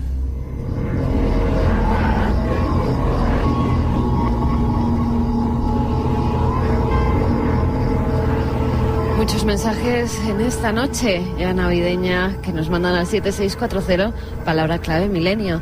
Yo hice la mili en Talavera y lo de la Portuguesa no es lo único raro que sucede allí. Lo peor es el polvorín. Allí pasa de todo. Buenas noches, tengo 16 años y estoy en el coche con mi padre y mis hermanos dirección Almería y solo escucharos se nos ponen los pelos de punta. Qué bonito, ¿no? Que vaya toda la familia en el coche por esas carreteras oscuras y escuchando. Hablando de Almería, quizá estén pasando cerca de Gádor, del terrible sacamantecas Francisco Leona. Tú arréglalo, Iker. No, porque es que allí yo recuerdo que recogí testimonios que la gente pensaba que el espíritu de Leona, todavía, con los niños en un saco, de ahí nace el mito del hombre del saco, seguía vagando por las montañas de aspecto lunar de esa provincia, ¿no? ¿Y te imaginas la escena, Carmen? De Leona, con el niño en el saco, y también en Almería, bueno, pues La Roya, ¿no? Los extraños fuegos fatuos que quemaban a la gente y a los enseres en La Roya. Igual están en uno de esos 2 puntos, espero que no. Pues tú imagínate esta imagen terrible que nos cuenta Manuel desde Ibiza. Hubo un atropello, un ciclista acabó destrozado, una pierna quedó colgada del tendido eléctrico y bastante gente ha visto el espectro del ciclista. Voluntarios de Cruz Roja. Hemos atendido accidentes en un cruce Antigua Nacional 3 con carretera Tielmes y todos cuentan que se les cruza una mujer con pelo largo. Es curioso, a ver si podíamos conectar con alguno de estos para futuros programas, de futuros amigos también, ¿no? De la Cruz Roja, que saben de muchas historias, igual que cualquier servicio, ¿no? Tanto de fuerza de seguridad como servicio público. Hay historias. Hay una, por ejemplo, en un pueblo concreto de Levante, cerca de la población de Silla, que hablaban de lo que provocaba algún accidente. Bueno, imagino que esto es leyenda, ¿no? Pero nosotros estamos dando esta información, que es la que nos transmiten. Y fíjate, esto fue en el año 91, se publicó en la prensa local, hablaban de un huertano, de una especie de figura, de un agricultor pero como del siglo XVIII-XIX, que algunas personas habían visto que el atuendo, la ropa, no era la actual. El tipo de albarcas que llevaban, el tipo incluso de herramientas para la tierra, bueno, tenían ese aspecto mucho más antiguo. Curioso. Mi padre es taxista y una noche vio una mujer vestida de blanco y de época en una carretera secundaria de Málaga. Felices fiestas, pues igualmente. Hay mucha niebla ahora, ¿quién baja del coche? Qué mal me lo hacéis pasar, aunque me encanta. ¿Sabéis alguna historia curiosa en Zamora? Nos preguntaba Patricia. Bueno, esto es telepatía pura, son las 2:45. Hay gente que dice, no, es que Iker tal responde a las preguntas, y es que no puede ser, es en directo, 2:45. Pero cuando hablabas de taxista, estaba pensando, el taxista de Nuez de Aliste, Zamora. Así que respondemos y matamos dos pájaros de un tiro. Nuez de Aliste, agosto de 71, un taxista de esa localidad se enfrenta con una especie de figura ovalada, o más bien parecido a un paraguas, que le empieza a perseguir, luego se pone delante, se le aproxima en pleno silencio. Lo que más asusta a este hombre, que llega casi a sacar el brazo por la ventanilla de su viejo 1500 para decir que es amigo, es que aquello no emite ningún sonido. Entonces tú imagínate estar en plena noche por una recta y ver que una figura que no se parece a nada, que no tiene motor, te persigue a ti, que estás ahí solo. Y entonces se abalanza sobre él y a un metro apenas del cristal, cuando va a producirse el impacto, sube hacia arriba en 90 grados. No es de Aliste, Zamora, año 71. Pero de Zamora habría que contar 1000 cosas. Es la gran desconocida, Zamora, ¿eh? Es el único sitio, Carmen, donde un juez levantó acta de un aterrizaje ovni. El caso de Alcañices. Creo que lo contamos aquí en su día. Tony desde Valencia, que nos dice, por favor no me hagáis esto, que voy con el camión entre La Escala y Figueres. Soy La Raúl. Escala. Desde Sevilla. Hice la mili en Talavera. En el 98 ya no se hacían guardias en esa garita. En el 98 ya no se hacían guardias porque no querían. Eso contaba Andrés Herrera. Es una historia curiosa. Y bueno, curiosamente en La Escala también no solo está el caso de este individuo. Hay otro caso en carretera muy extraño, el de Josep Font, que yo no sé si se habrá resuelto o no, porque yo lo investigué cuando estaba allí, sobre el lugar de los hechos, en la entrevista a estos dos policías. Fijaos qué curiosa esta historia.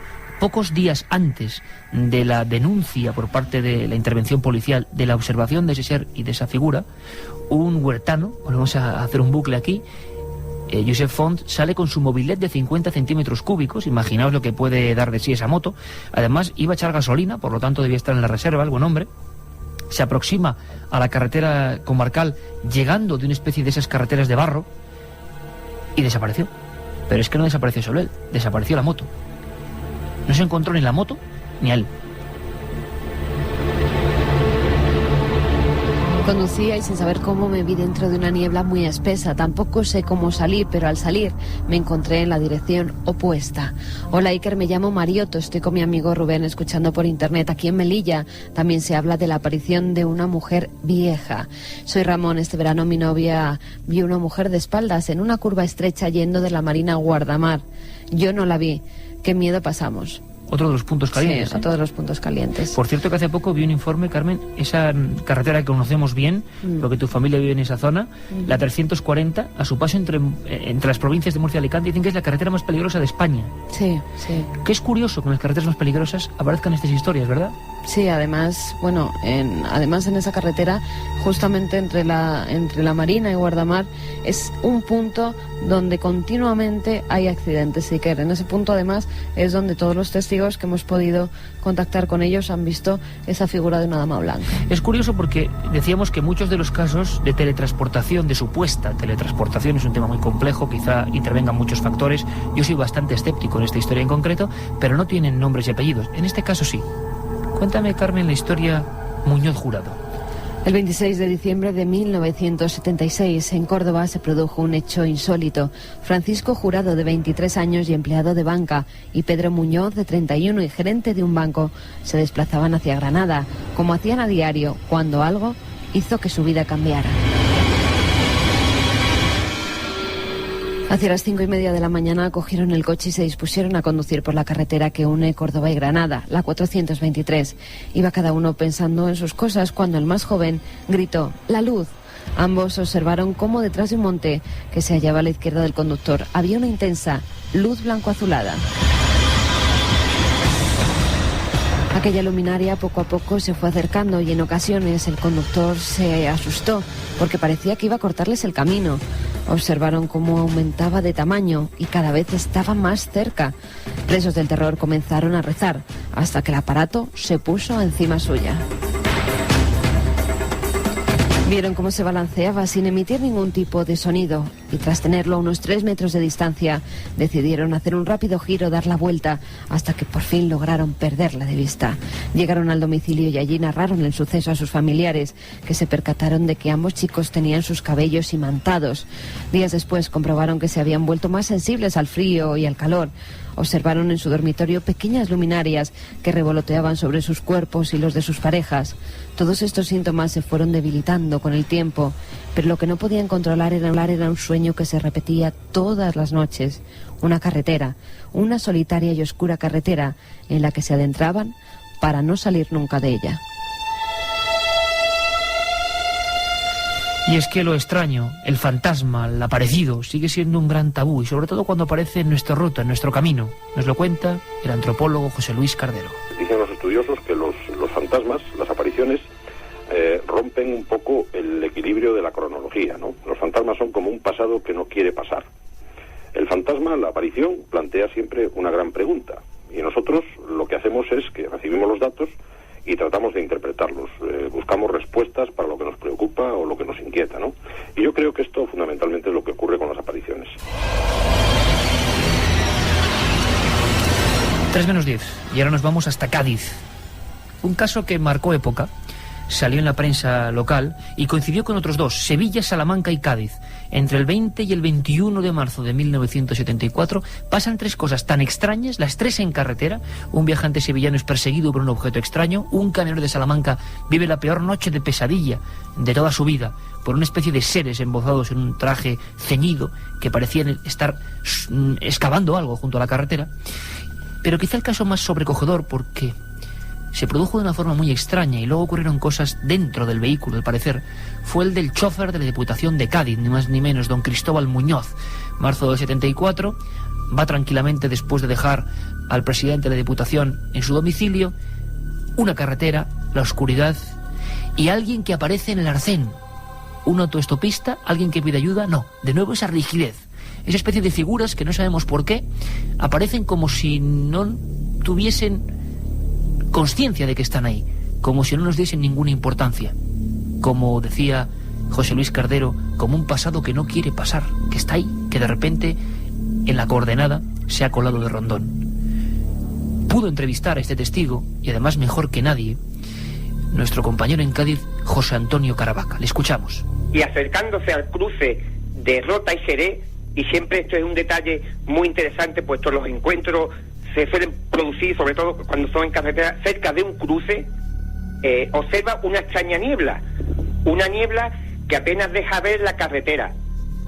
Extrañado, es un hombre habituado a conducir a altas horas de la noche, pero me comenta que ese tipo de niebla no lo había visto en otras ocasiones, era muy densa, muy espesa, y observa en el lado de la derecha, en el margen de la carretera, un individuo, un humanoide. Él en un principio piensa que se trata de un accidente producido quizás por aquella densa niebla que apenas deja ver nada, pero cuando se aproxima, cuando se encuentra a escasos metros de este individuo, un enorme haz de luz surge desde la cintura. El testigo, Cristóbal Muñoz, sorprendido, intenta girar el volante y de pronto el coche es zarandeado por una fuerza invisible. En ese momento, presa del pánico, pisa el acelerador del coche e intenta salir a toda pastilla de allí.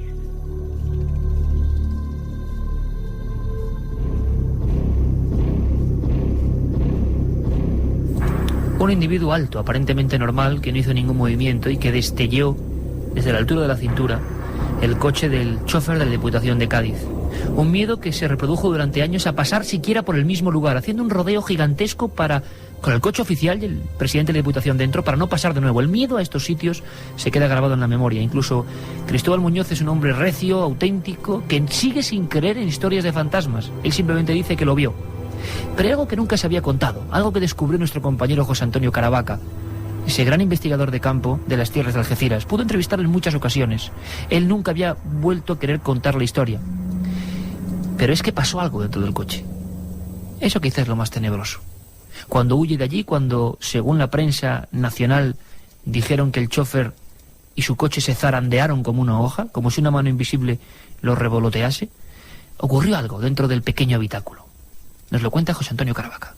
Siente una fuerza tremenda que zarandea todo el vehículo, un SEAT 1500 oficial, es zarandeado y, fíjate, Iker, de pronto siente que aquel ser se ha introducido en el vehículo. Es una impresión que tiene el testigo, de que aquella extraña entidad se ha colado en su automóvil. Imaginaros, a las 4 de la madrugada, rodeados de niebla, aquel ser emite un potente haz de luz y parece que se introduce dentro del vehículo. En ese momento, ya presa total del pánico, Cristóbal Muñoz, a través del retrovisor, comprueba que detrás del coche no hay nada. Y todo esto incluso le lleva a casi perder el control del automóvil y salirse de la carretera.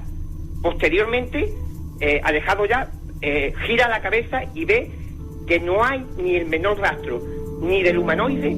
A la derecha esa base derrota, ves de vez en cuando alguna patrulla por la noche, ves alguna linterna, ves a alguien dentro de esa base, y la verdad es que es bastante inquietante. Y luego, pues un poco más adelante, cuando uno se desvía hacia la izquierda y vaya en dirección a Jerez, pues la verdad es que a la derecha también hay una especie como de cuartel abandonado, algo así, que tiene como una garita fantasma, y uno pasa, la verdad es que es una zona un poco inquietante. Pues me acabas de dar un dato muy interesante, porque estos casos, como el que escuchábamos antes de la Portuguesa, de Talavera Real, también es una base aérea. Carretera, encrucijada, cruce y visiones cerca de una base. Habría que investigar. Carmen, acabamos con testimonios de los oyentes que hoy desde luego han inundado. Sí, además es que es noche propicia, pero que tengan mucho cuidadito porque hay mucha niebla por toda España, ¿eh? Que vayan con cuidado, despacito, que se llega. Estoy trabajando en la gasolinera de La Mancha, gracias a tu programa Creo en lo Paranormal. Su padre es guardia civil y vio algo, nos dice. Soy un ingeniero de rosca o técnico superior en movimientos de mercancía. Pues mola esto del teletransporte, a ver si me toca y me libro de un viaje. Saludos. Estaría mal, ¿eh? Soy guarda de un coto de caza en la campiña cordobesa y estoy con el coche en medio de los olivos y solo. Estoy acongojado, pero gracias por acompañarnos. Estoy conduciendo por una carretera secundaria de Huesca dirección Zaragoza, que hay niebla y además estoy en reserva y ya no sé qué hacer. Pues si se te para el coche, llámanos que te mandamos a alguien. Yo estoy pensando ahora en la sensación que tuvo que tener, fuera lo que fuese lo que vio, ese hombre, del chofer de Bollación de Cádiz, Cristóbal Muñoz, cuando durante unos minutos cree que ese individuo está dentro de su coche. ¿Cómo se tiene que pasar, eh? Saludos, yo hice la mili en Talavera y me tocaba recoger los perros en la furgoneta de madrugada y algunos perros no querían entrar en ciertas garitas. Hombre, una de ellas, la de la Portuguesa, se ganó ese nombre, seguro.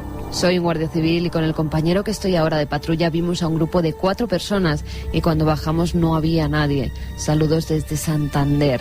Iker, soy un camionero, estoy a la altura de Manzanares, dirección Madrid, con una noche de niebla muy mala y me tenéis acongojado. Un saludo de Juan Miguel. Hombre, cerca de Manzanares estaba también el tío Garrampa.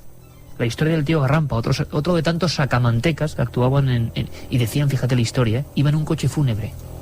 Casi nada. Bueno, tú viviste algo parecido en Toledo, ¿no? Que tuviste una aparición dentro de un vehículo, en este caso era Pedro Espinosa, pero casi te digo sí, el mismo. Cierto. Nuestro técnico en exteriores, también? Pedro Espinosa, que de repente, menos mal que ponemos un poco de humor, se apareció como alma en pena, además bastante pálido estaba Pedro, dándonos la mano por detrás, imaginaos, escondido detrás de la furgoneta de la SER entre todo tipo de maletas, y alargó nuestra mano cuando estábamos investigando de noche, imaginaos el susto. Anda, que menudo equipo. Luego dicen que son valientes.